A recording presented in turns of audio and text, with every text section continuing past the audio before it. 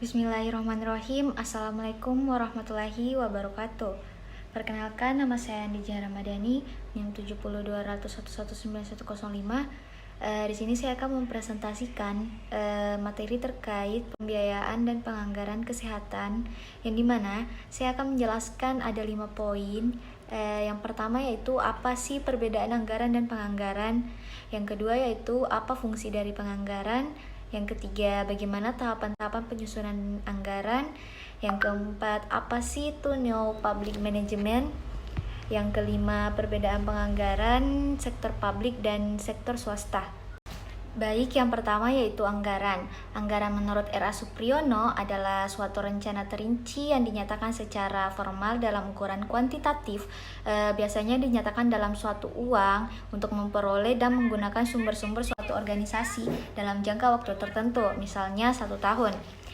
Sedangkan kalau menurut Peraturan Pemerintah Nomor 71 Tahun 2010 menyatakan bahwa anggaran merupakan pedoman tindakan yang akan dilaksanakan pemerintah meliputi rencana pendapatan, belanja, transfer, dan pembiayaan yang diukur dalam suatu rupiah yang disusun menurut klasifikasi tertentu secara sistematik untuk satu periode.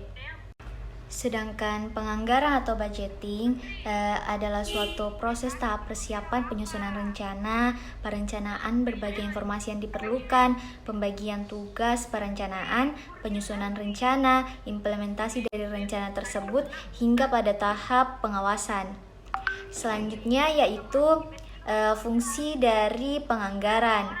Yang pertama yaitu fungsi perencanaan. Perencanaan merupakan salah satu fungsi manajemen yang dimana fungsi ini merupakan dasar pelaksanaan fungsi-fungsi manajemen lainnya. Winardi memberikan pengertian mengenai perencanaan sebagai berikut.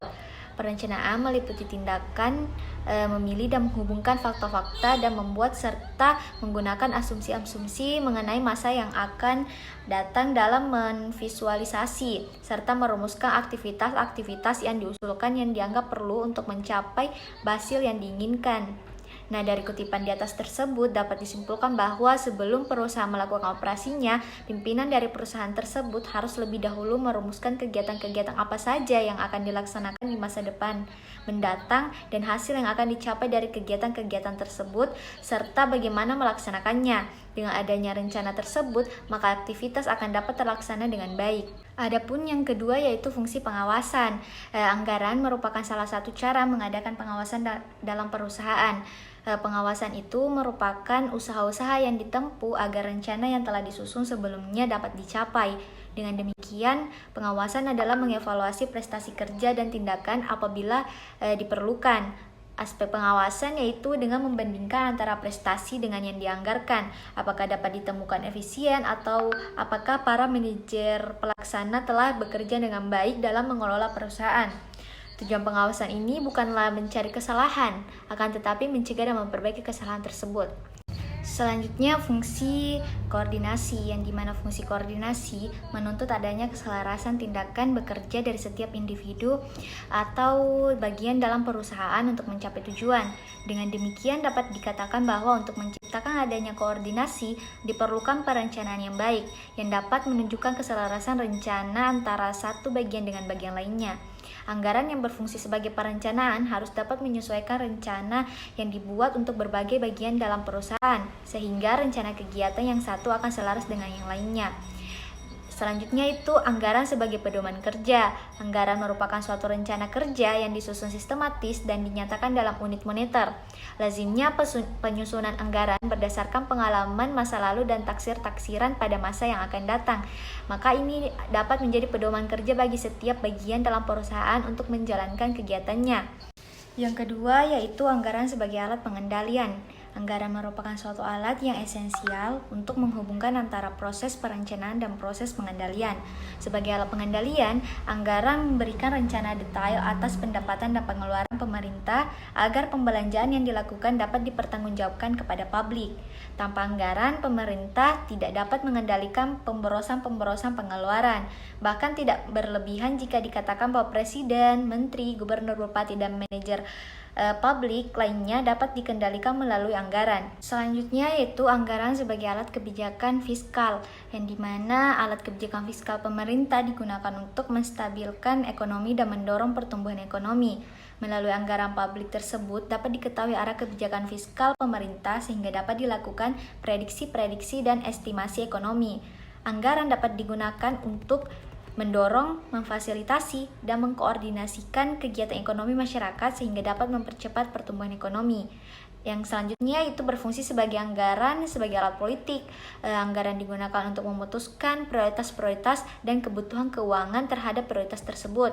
Pada sektor publik, anggaran merupakan political tool sebagai bentuk komitmen, eksekusi, dan kesepakatan legislatif atas penggunaan dana publik untuk kepentingan tertentu. Oleh karena itu, pembuatan anggaran publik membutuhkan political will, coalition building, keahlian berorganisasi, dan pemahaman prinsip manajemen keuangan publik oleh para manajemen publik. Selanjutnya itu berfungsi sebagai alat penilaian kinerja.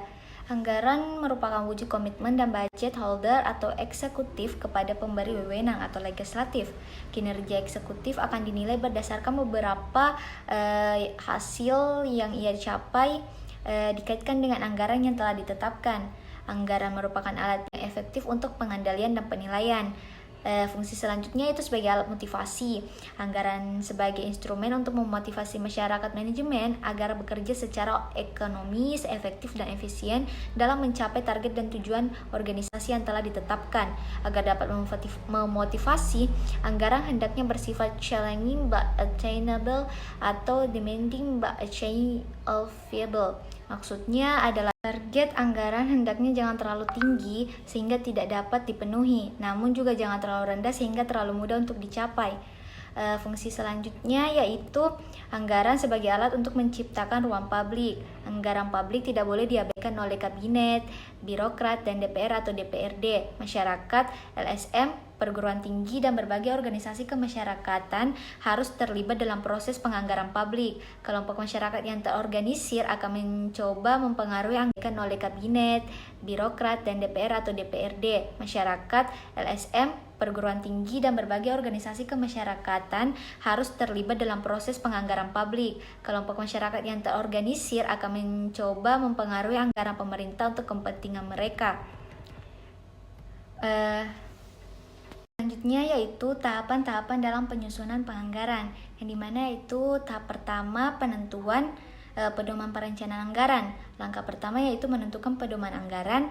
Pedoman ini dapat Anda buat berdasarkan anggaran perusahaan selama 1 tahun sebelumnya dengan penyesuaian kegiatan tahun anggaran berikutnya.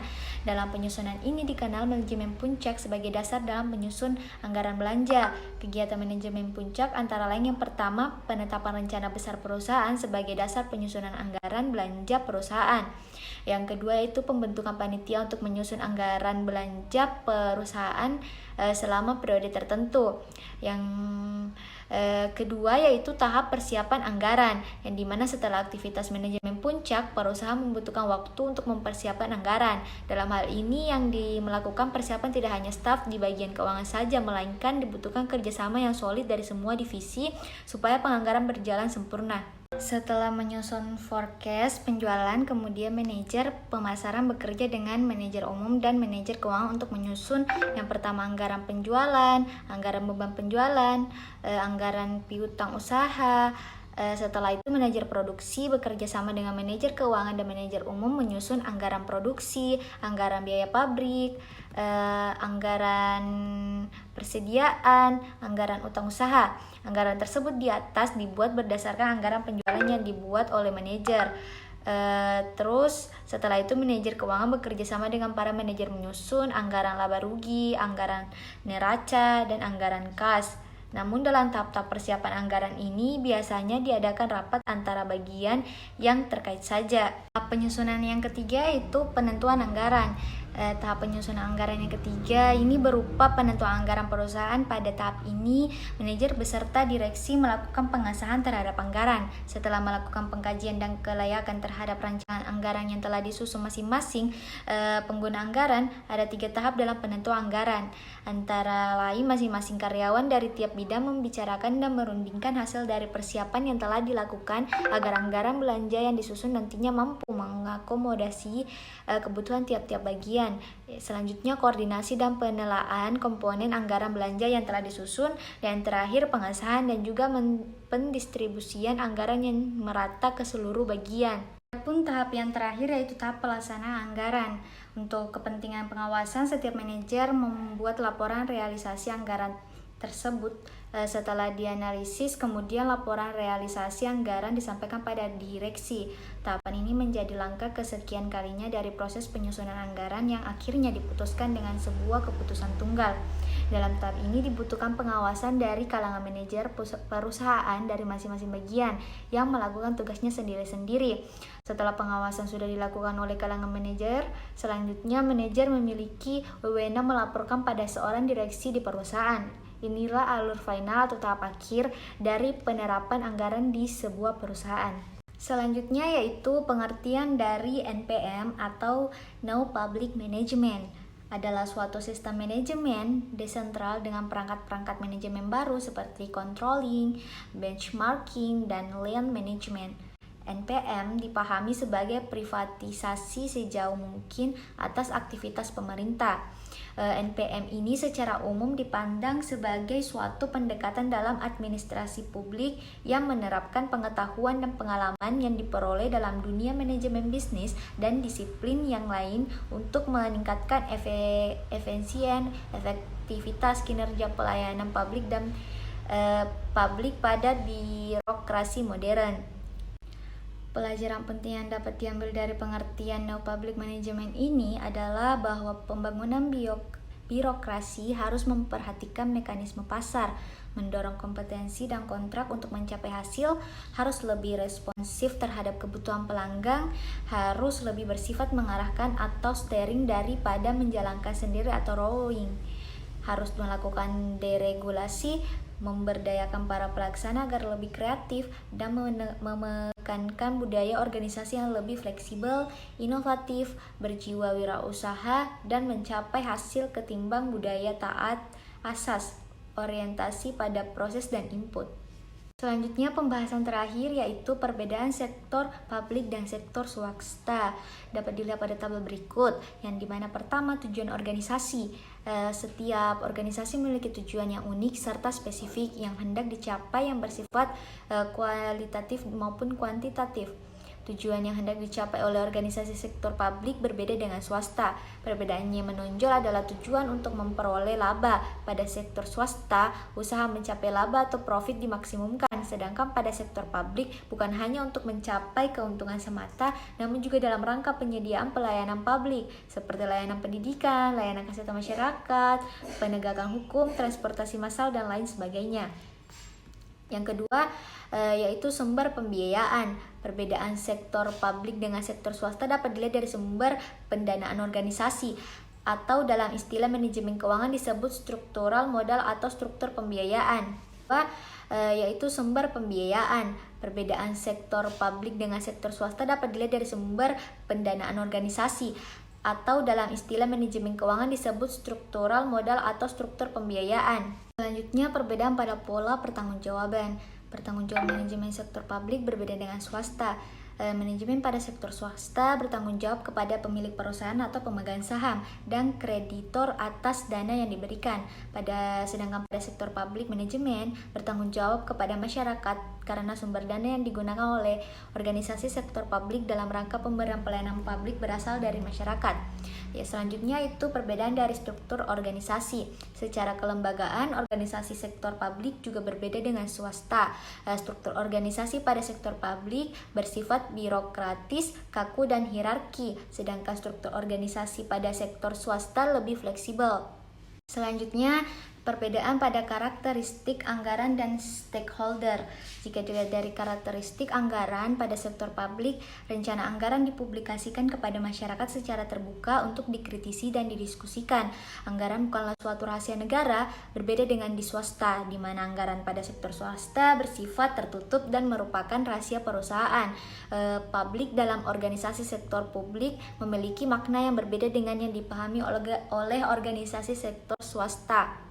Ya, selanjutnya yaitu perbedaan dalam sistem akuntansi yang digunakan. Perbedaan ini biasanya digunakan pada sektor swasta itu adalah akuntansi berbasis accrual atau accrual accounting, sedangkan pada sektor publik sampai pada 2014 ini masih menggunakan sistem akuntansi berbasis kas menuju accrual, dan nanti secara penuh sektor publik akan menggunakan basis accrual pada tahun selanjutnya. Baik, itulah tadi hasil presentasi dari saya. Kurang lebihnya mohon dimaafkan, karena sesungguhnya kekurangan itu dari saya dan kelebihan itu dari Allah Subhanahu wa Ta'ala. Sekian, wassalamualaikum warahmatullahi wabarakatuh.